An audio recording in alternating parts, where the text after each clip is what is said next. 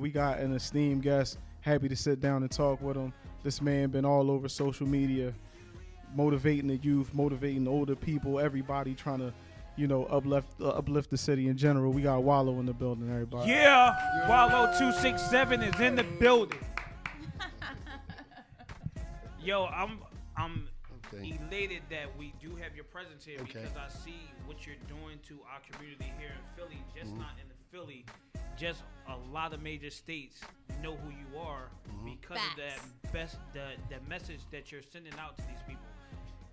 Tell us, where did Wallo start and where did Wallo get to from when you got in trouble, right? How did you get into that trouble? Did you have the guidance, how you are guiding people? I think it was out there. I just didn't connect with it. You know, I was married to the streets of Philadelphia since I was 9. I got locked up when I was 10 for armed robbery. I spent 5 years in juvenile system before I graduated to the penitentiary, where I did 20 at. I think it was out there, but it was just like, when I stepped outside of my house, there was more negative influence than it was positives. See, in the inner cities of America, negativity is always going to outweigh the all right, you might have somebody in your house, or you might have an aunt that don't, an uncle that's trying to push it, but once you go outside that, them doors, it's everywhere. Right. So it's like a battle that's going on. It's strength in numbers. We respect numbers. Right. That's the human nature. So it was like, okay, everybody out here wilding out. I might as well wild out because, you're young, you suffer from identity crisis. You're still in that experimental phase where you're trying to find out who you are, who you want to be, where you want to go.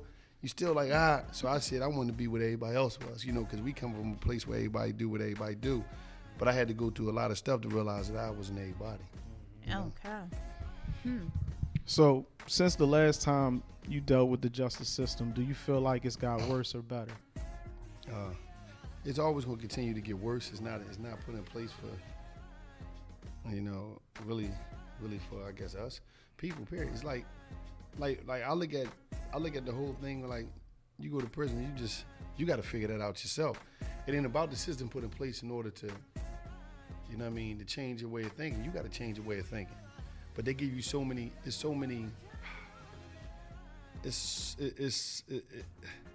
just so many things that would take you off course when you're in prison that had you, dumber than when you come out dumber than when you went in. Because you got sports, you got entertainment, you got the television, you got there's a lot of stuff, the weight room, there's a lot of stuff that can distract you from doing what you need to be doing while you're in prison. When you're in prison, you're supposed to be in there turning your game up. Like, to me, I wasn't in jail, I was in Yale. I wasn't in prison, I was in Princeton. I wasn't in Penn State, I was in Penn State. So I took my time and I said, I'm gonna get my game up. You know what I mean? That was my whole thing. It wasn't about just doing a bit. Okay. It was about, okay, I'm gonna do this time, I'm gonna come out stronger. But first, before I even got to that point, I had to take the accountability to say, I got myself here. Don't nobody owe me nothing.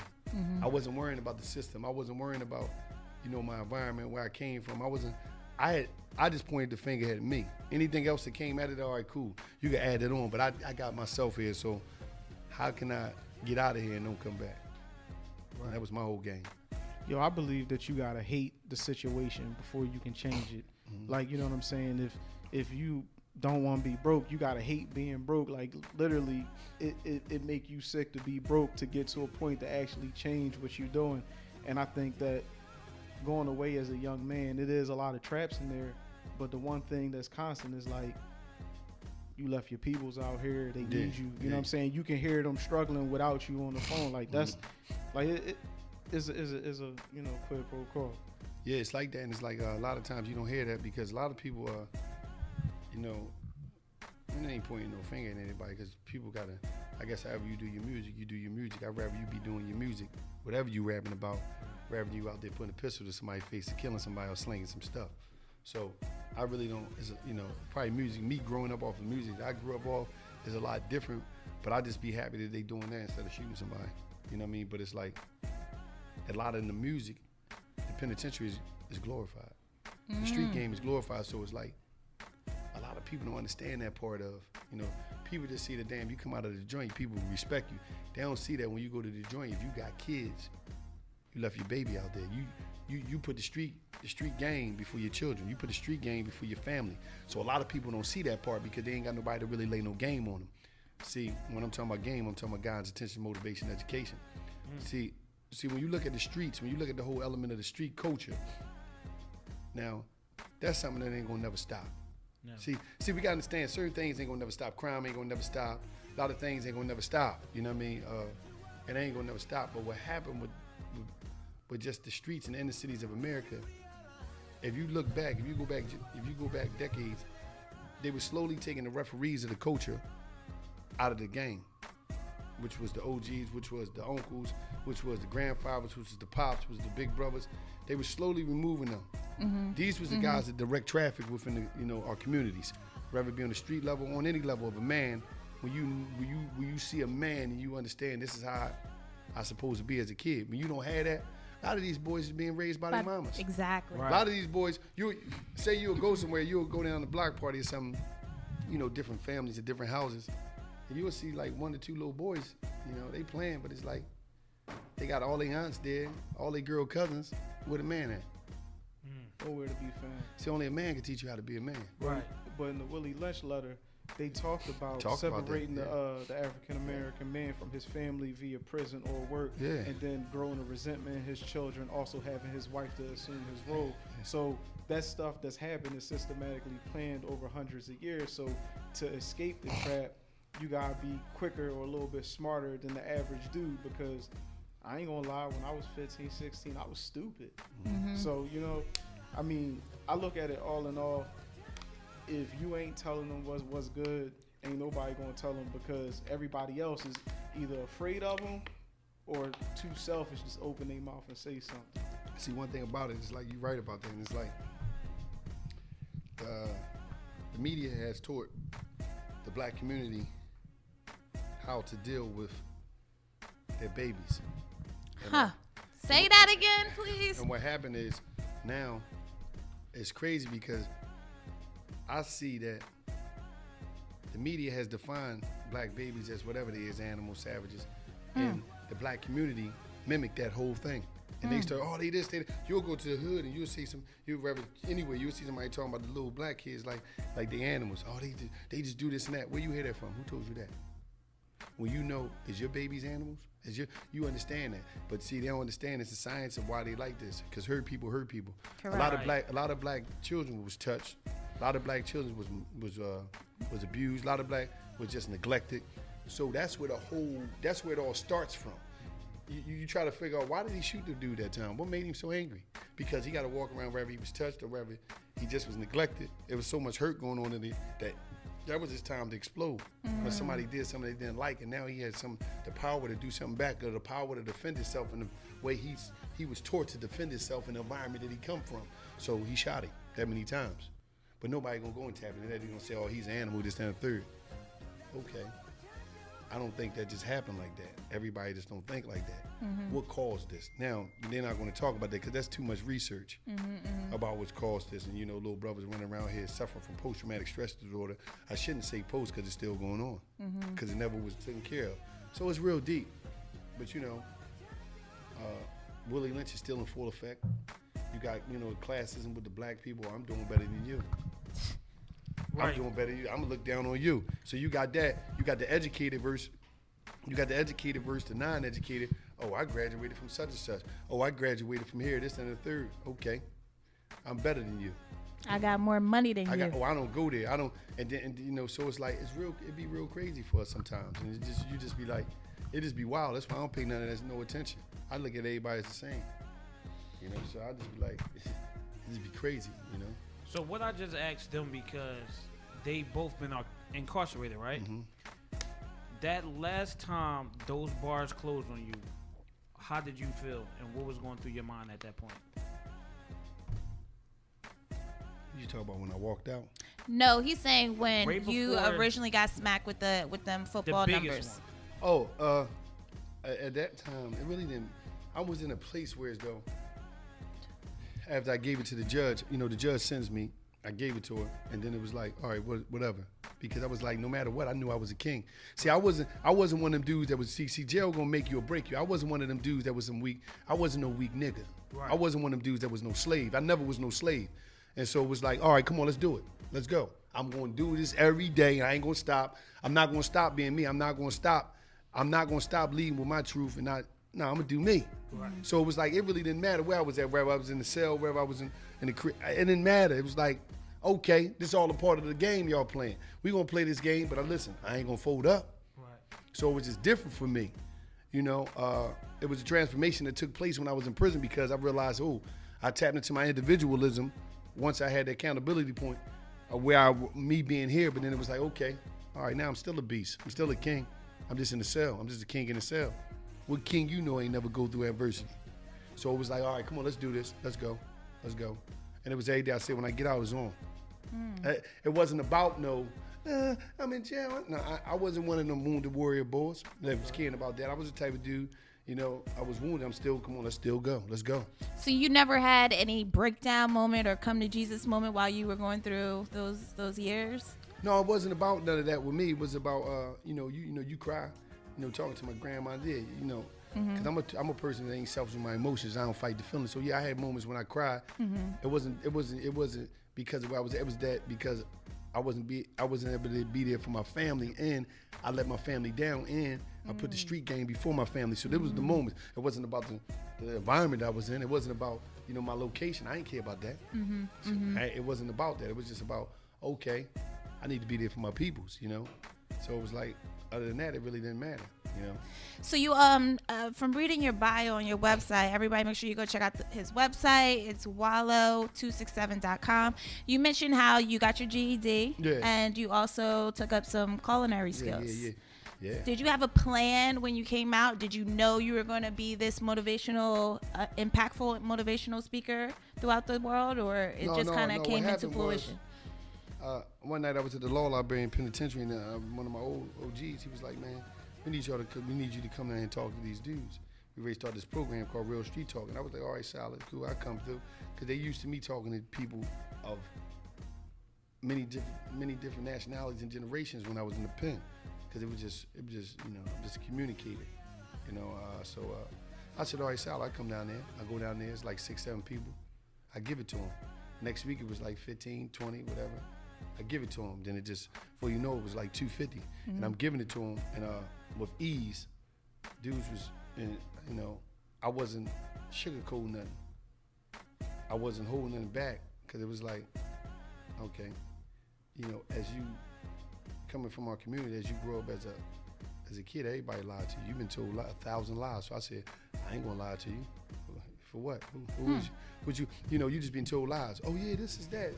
You told lies about everything, and we just think it's cool. Wherever it's Santa Claus, wherever it's the Tooth Fairy, wherever it's everything is a lie. You be told. Right. Oh no, your dad ain't. Right. Your dad is at school. He in jail. Everything be a lie. So you so programmed to the lie that you fall in love with the lie. That when somebody ain't tell you a lie, it's uncomfortable. Ooh, I know that. But when it's uncomfortable, that's when some change is coming. Right. Nothing changes, but the change comes when you're uncomfortable, and you're not in that comfort zone. So I said, I'm gonna talk to these dudes straight up. You know what I mean? And I used to ask them simple things. How many of y'all, just miss y'all kids? Y'all love y'all kids, man. Hey, y'all do anything for y'all kids? Hey, y'all motherfuckers lying. On the flip side, with like black women and all of that, like, I feel like the media has told them it's been okay to do a lot of certain things that ain't okay. Like, I'm not here to knock nobody hustle, but me personally, man, I don't support certain establishments in the city because it's not what I'm into. Like, such as strip clubs. Okay. All right. Perfect example. So you got the sister, she out there, she come from all them conditions that you stated previously. So she in the club, she looking for love as well as a check. You know what I'm saying? So what do you think we could do on a deeper level? Not just go up and say, oh, you shouldn't be stripping, but like, while we fathers and we got little girls, what's the main things that brothers should be doing with their daughters? It's just educating them. See, you gotta understand this though. A daughter will grow up to tolerate whatever she wouldn't as a mother tolerate. There's an education that's going on between the mom and the daughter, even when school ain't in session, when she in that house. So if she sees somebody putting her hands on her, if Mr. Redsky putting his hands on her, on Keisha mom, but Mr. Reg keep staying there, keep getting that plate first, that's cool. You know what I'm saying? If Keisha keeps seeing mom with different men after different men after different men, she gonna grow up and say it's cool. So it's like, but then again, you gotta understand the mom probably suffering. So you trying to figure out like, damn, how do I? You just gonna blame her? You just think the mom? No, some of them ain't never grew up. So you got to figure out if it's generational hurt. It be generational. It be generational. A lot of things with us is generational. Like, all right, for instance, when I was a little kid, when I was in the 80s, I used to go to the penitentiary to see my step-pop. With my little brother dad, me, my brother, that passed. We used to go see my step-pop. I used to love going to this prison, Dallas prison. So I'm going up there, I'm like happy. I couldn't wait to go see him again. You know what I mean? So this is in the 80s. So in 1998, me and my step-pop, I used to go see me and him cellmates in the same prison I used to go see him in. And in 2005, me and my brother cellmates in the same prison. We used to go see our step-pop in. So we talking about generational incarceration. Woo. A lot of things is generational with us. You know what I'm saying? Because it's just taught behavior. Is unconsciously, it just be happening.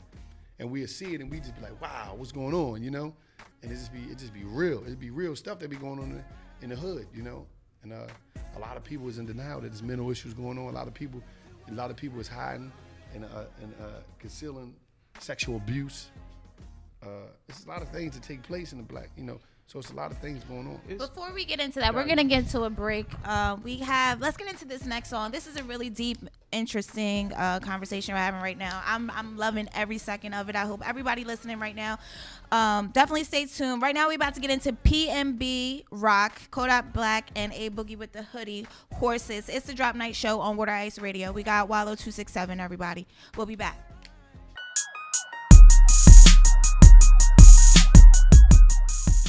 He was I upset. want to bring this up to Wallo because I was at this event, right? Me and Heck was at this event. Lights performed. Rico Havoc performed. Fat G's performed. After that whole performance, Wallo said a powerful message to them. Do you think any of those rappers received it? Yeah, I think they received it. It's just that it's like,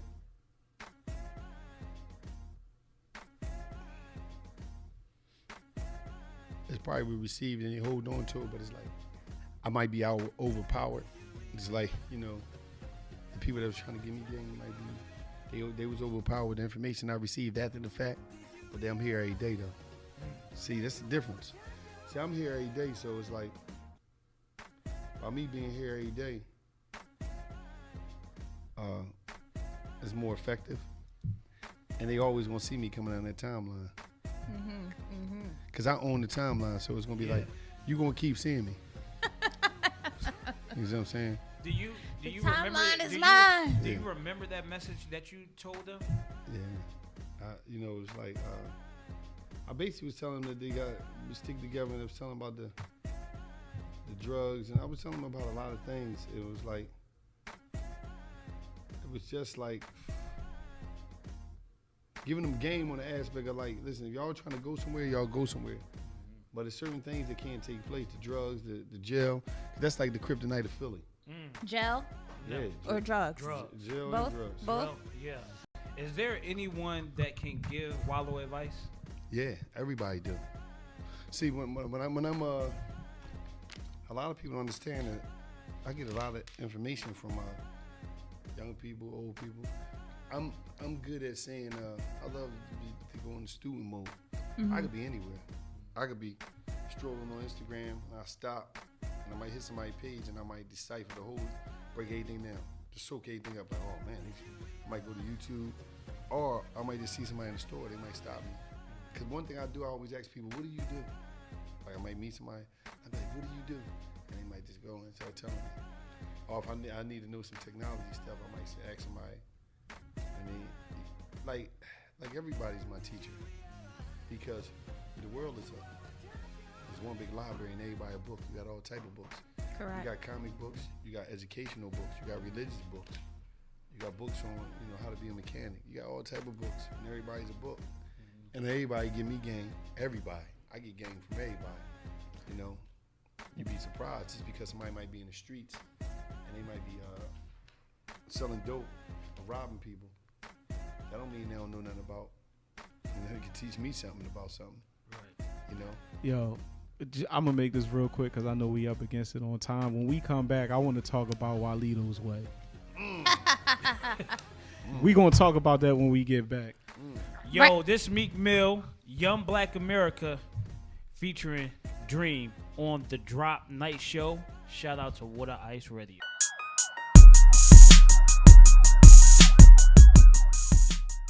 Oh, right. Let's get into that. You started Major Figgas? Yeah. How did that come about? It's crazy because Spade was actually one of my dearest friends, and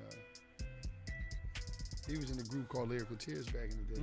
I was like the hyper man, you know about that. And he just showed me how to write a 16 one day, and I just went off. Started my own thing.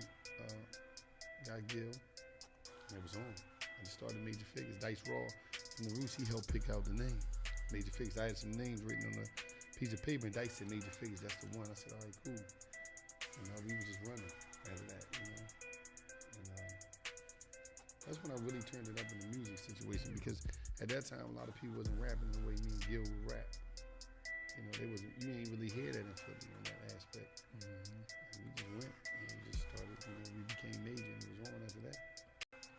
So has someone came to you wanting you to wear their clothes or represent their company? Oh yeah. Have you turned a lot of them down? No, I ain't gonna say that. Because people do pay. I get a lot of free stuff from. One thing I know is a lot of small businesses in the cities of America that send me stuff, and I tell them, you can send it. And if I don't get a chance to wear it, I definitely throw it on my Snap to let people know that they got something going on. Go check them out. Show them some love. You know what I mean? So that's what I do because I know the importance of that. And then that can push somebody. I know I have wore a lot of people's stuff. You know, especially they from Philly. I wear it. You know, I get money from multiple sources. Speaking, commercials that I do on my social media. All the time. Trust me. I know how. He's a hustler. Don't ever get it confused. I mean, he just ain't hustling nothing. You know, he's hustling positivity now. Yeah, you gotta know how to monetize your situation. I know how to do that well. Have you ever had, since you've been home, had to come out of your main character or what you would like to consider your character? Have you ever had to switch back the old ways just to let somebody know? No. Only time I may feel some type of way is when somebody try to finesse me. Okay. You know, because in our culture,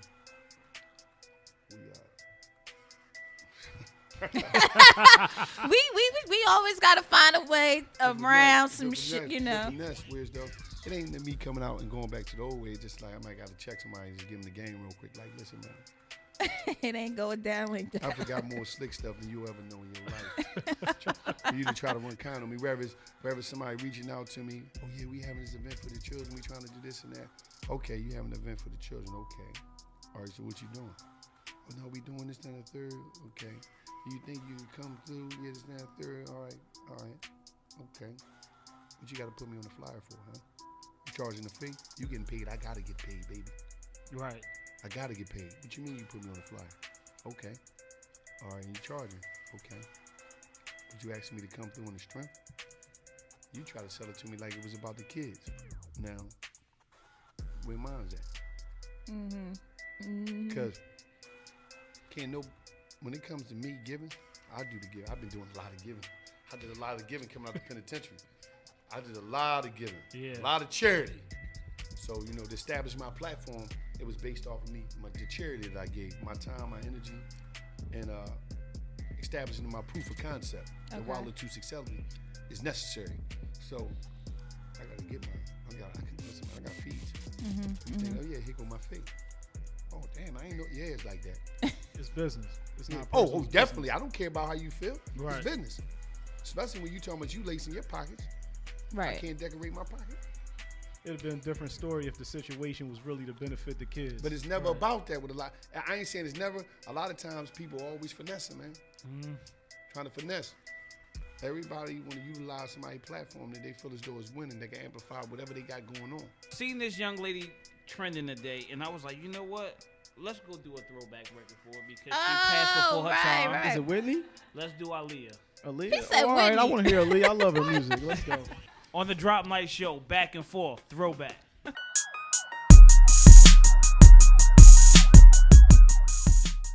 And we're back. It's the Drop Night Show. It's your girl, K Wonder. I got my co-host with me, Sean Beasley, Jay Qualified. And we have Wallo267, the voice of the street, the illest motivational speaker alive in the building. And you were just listening to, God rest her soul, baby girl Aaliyah with back, forth, and forth. But while we had the break, we were talking to Wallo, and I asked him the question as to whether or not, how is Wallo in the strip club? And he looked at me like I was crazy and said he don't do strip clubs. And I was like, why? Do you want to tell everybody why you just don't do strip clubs? We figured that you would be in there like getting free lap dances and all that good stuff because the girls just, one, you're a handsome man, but two, they be like, yo, you just kick a little knowledge in their ear and they gonna be like, you know what? Let me get this man a free lap dance. So why you don't go? Yo, you know it's crazy. The day me and Gilly was arguing about this, because you know there's a show coming up this week, Moneybag Yo and LGP Quad. I was like, damn, I might go to that joint. It's in the strip club, right? He's like, he said, what? He said, like, yo, man. I said, I don't know, man. Like, it's too much. It is too much, man. I'll just be trying to chill, man. Like you were just showing us a post with the gentleman there. What was his name again? Oh, Yarami. He does the morning coffee. Yeah, he was saying how we don't value ourselves. Right. And we let a lot of our culture get taken and misconstrued or appropriated in all of that sense. How do you feel about that? And can you elaborate on like what he's talking about? What he was talking about is that other coaches value our culture more than us, especially when it comes to paying for people's services. Like he said, you know, if a white company call me, they going, what are your amenities? What is your fee? What is your, you know, sometimes, not everybody, but a lot of us be looking for the hookup. See, the thing about us, and that's why I do it myself, we don't check. It's not cool to check black people. If you're a white person and you check black people, you're racist. If you're black people and you check black people, you're a hater. So people just paranoid. Me, I don't care. Oh, I do what I want to do out here. Oh. It ain't too many. And you know, I value everybody. I let people have their opinion. But ain't too many people that can say too many things about me on my page, and the people don't go at them. People are straight up. I don't, because me, I'm the type of dude. You got a right to not like me or whatever. You got a right to write whatever you want to. People will deal with you. I don't really care. What I'm doing will never stop. How did you feel, or did you see about the Alabama? One of our followers on IG Live just mentioned about the white girl college student in Alabama who mentioned the nigga like a million times on Martin Luther King Day. For this shit, I miss all this shit. She's from Jersey, but she's a student in Alabama. I think it was Alabama State. She was actually in a sorority. She wound up getting kicked out of her sorority and I believe the college because of her remarks. She kept saying nigga. How do you feel about this whole race thing? And do you have any talks about Trump? Like, no, I don't. Do you even care? I don't even think the whole racism thing like no big deal, because it's like that's just another way to keep you inferior. That's all game. Oh, you racist, Oh, now you. Oh, that's. Yeah, I'm not giving you that much power over me. I don't care about that. You call me nigga, whatever. Or keep going. So people don't even dig. That's just a mind joint. They had you all locked in there. You all inferior. I mean, me and the brother was talking about my brother BC Blaze. We was talking about this, and he brought it to my attention. I was like, damn, you're right about that.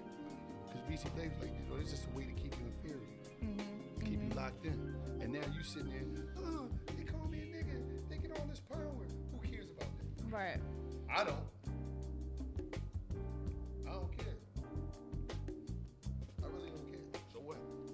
It's not even that deep. Right. Trump, everybody, Trump is this. Okay, you hype. So what? That's who he is. So what? You been who he was. Every time he say something else, now you upset again. He got that much power. Wow. Right. He's been in there for a while now doing what he do. That's who he is. So what? So what he called you nigga? So what he racist? So what? Is it different now that has the highest, title in the land or in the world now? Is that why a lot of people want to have these, crazy judgments on him or, surprise actions that he would still carry himself that way? The problem is we like I told you, we was born up, we was raised to be in a relationship, to make love to enjoy the lie. So when somebody come that ain't lying, is telling you who they is, now you're offended because you used to people lying about who they is. Mm-hmm. He ain't the first person we seen. He's just the first person that's straight blatant and telling you who he is. So now you can't deal with it. Wow, right. So what, fuck it. It's like it's so much, You said you have the books coming out too. There's so much stuff going on in my emails. So it's like a lot of stuff coming. So 2018 is about to be the year of Wallo267. The whole planet's gonna know about Wallo. Oh, they definitely gonna know. they gonna know what time it is. How is your love life? Do you have a love life? I'm sorry, I'm doing it for the ladies. I'm engaged myself, but I'm doing it for the ladies. I'm actually single right now. What? By choice, right? Is this my choice? I date. Okay. And how are you in dating? Do you be preaching to your dates and shit, or do you just let them live? I wonder. Like with me, I'm simple. Like with me, I'm simple. Like it be. Do you be like, girl, put your? Oh, all right. But it's just like it's just simple things. Like I ask for simple things. Like me, I'm a cuddler. I like to cuddle. You like to cuddle? So, it's like her heart just dropped. It's like panties just got wet. If a chick don't cuddle, I'm cool, man. Really? I'm cool. I'm to the point where it's like, oh, you selfish. I'm cool. I can't do this. I can't be. I want to sleep wrapped up in all that, man. Man, at this very moment, man, you gotta shout out the women that got meat on their bones and you can cuddle right now. Right? Do you like them thick or do you like them skinny? I love thick women. I just love beautiful women that love me. Okay. So it's not. On that note, we're about to get into this mix by Wait, we gotta come back with this. I gotta ask you something.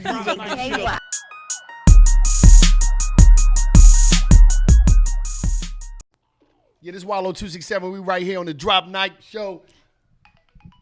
And listen, when you popping, there's nothing you can do about that. Kai, you had a question that you was grilling. Oh yes, we were talking about the love life. He said that he's a cuddler, and that's very good. He said there's no particular type of woman he's really into.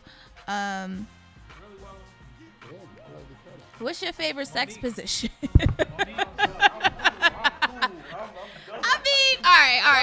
That might be a little too personal. That might be a little too personal. No, it ain't. It's real. I'm you a doggy style type of dude? It's just like I'm just a beast mode boy. I'm all beast mode, just like the videos, never stop, and then beast mode. Okay, ladies, right, we heard that. I'm talking about you gonna get every beat that pussy up. You gonna get every way.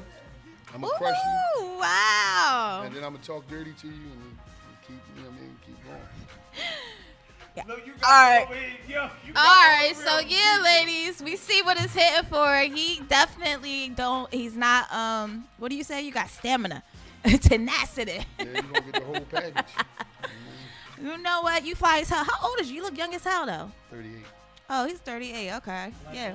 Like he damn sure look like he I'm about keep pushing it 100 28. though. Okay, you look good too. I think when they lock us up, that shit preserve us. It must be in the fucking food. Got it? No, man. Get the hell! I know she did a bit. Yeah, we all been booked. I just told you, my girl. Shit. Hold on. I'm about to fuck. Radio. Hold on, I'm about to fuck you up. Hold on, I'm about to fuck you up, dog. XCOM Radio. Yo, nigga, me and you shared a paddy wagon on the way to CFCF one time. Yeah. Me, you, and my brother. Yeah. Yeah. Where was we going at? We went up to Ford. Yeah. Remember, listen, I used to rap back in the day. That was a Me and you, we was in the receiving room giving bars back and forth. Was you from out west? No, I'm from uptown. You ain't have a seafood joint, did you? No, that ain't me, bro. You talking about like a seafood restaurant? Like no.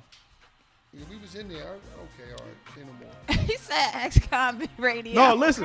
The only one, Sean the only one. His brother. X-Con Radio. His brother too. Everybody wouldn't let him get on the streets. He had to go the other route. But that's good. That's good for you. You got know saved. I mean? You got saved from the streets. You just a straight up square now. You know what I mean? So it's all good. It's like I'm playing. I got questioned by the feds. It's hit to be square.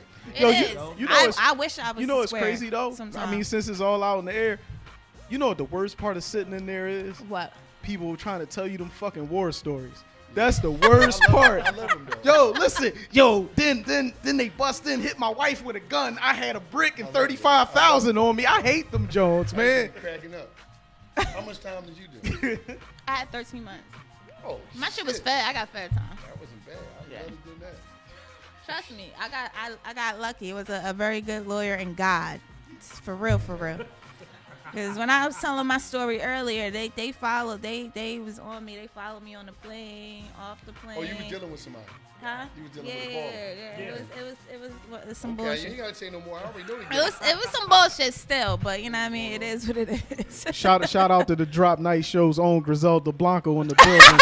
You know what I'm saying? We out here, Mom. Oh my God! I rebuke it in the name of Jesus. I rebuke it. Nah, but you know what? I look at that tribulation that I went through as my testimony. You know what I mean? To the youth and to myself as a reminder, you know, that, you know, I can always do better and I got to make better choices. Like you said, it's all about our choices. And, you know, I just got to keep that in mind. And the number one thing I learned from jail is I'm the worst drug dealer in history. I never need to sell that shit again. I'm cool. I'm bad at it. You out here trapping, right? And of course, you start with nothing. You finally work your way up to something. Then you hit bankrupt. You catch a case. You go right back to jail. Come home for a little while. Get your ball rolling. Then once you do bankrupt, right back. I'm not good at it. So I'm chilling. Like, it's only I don't a very have nothing selective I don't few know the people that's prices, really I'm good done. at that shit, and they don't ever get caught. But then they probably working with the people. I'm but terrible. You know, that's another story.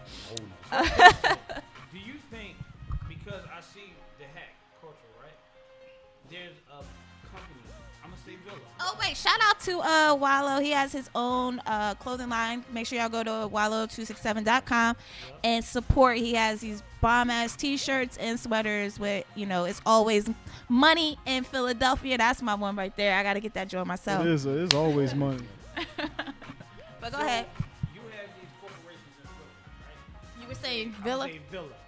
Do you think they doing everything they say they doing for our culture, being in this market? Or for the community out here, you mean? Yeah. I don't know. This is real radio here. I don't know. I can't speak on it because we never sat down for real. I know people over there. My boy Munch over there. Oh yeah, Munch. Next week. Munch, my man. And, Nah, the following week, yeah. I know he done told me some real live stuff that they open to. So I can't say nothing bad right now. How come we don't hold Hennessy accountable for what they put back in our No, like it coming off funny, but at the same time, like no, never drunk, never smoked a day in my life. And you're turning vegan eventually. You're in process.